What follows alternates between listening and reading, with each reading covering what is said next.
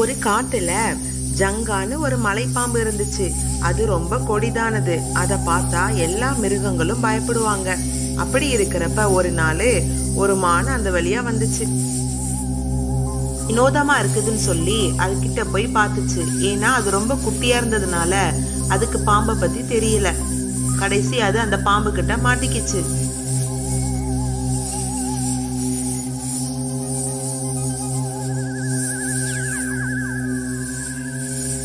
உனக்கு என்ன தைரியம் இருந்தா என்னைய நீ கொஞ்சம் கூட மதிக்காம என் மேலேயே வந்து நின்றுப்ப. நீ இன்னைக்கு தொலைஞ்ச, நான் உன்னை விட மாட்டேன். ஐயோ, என்னைய விட்டு, நான் தெரியாம உன்கிட்ட மாட்டிக்கிட்டேன். என்னைய விட்டு, நான் எங்க அம்மாவை பார்க்க போகணும். எங்க அம்மா என்னை பார்க்கணும்னு தேடிட்டு இருப்பாங்க.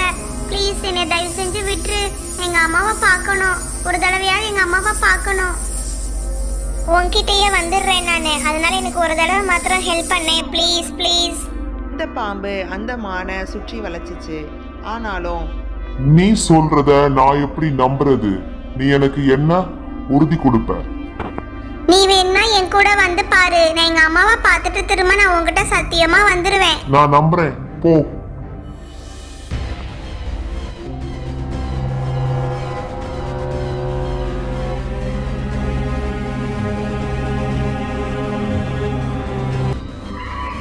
என் அம்மா எப்படி இருக்கீங்கம்மா? இப்போ உங்களுக்கு கொஞ்சம் உடல்நலம் பரவாயில்ல சுட்டி? நீ ஏன் எங்க போன? இவ்வளவு நேரம் ஆச்சு, உன்னைய காணாம நான் ரொம்ப தவிச்சு போயிட்டேன் தெரியுமா? நான் என் நண்பர் ஒருவரை பார்க்க போனேன் அம்மா. நான் இப்போ வந்துட்டேன்ல. இப்போவும் என் நண்பர்கிட்ட ஒன்று சொல்லிட்டு உங்களை பார்த்துட்டு வந்துடுறேன்னு சொல்லிட்டு வந்தேன். சரியாம்மா, நான் போகிறதுக்கு டைம் ஆயிடுச்சு. நான் போயிட்டு அப்புறமேட்டு வரேன். அந்த மான் அந்த இடத்த விட்டு அந்த பாம்பு கிட்ட போச்சு.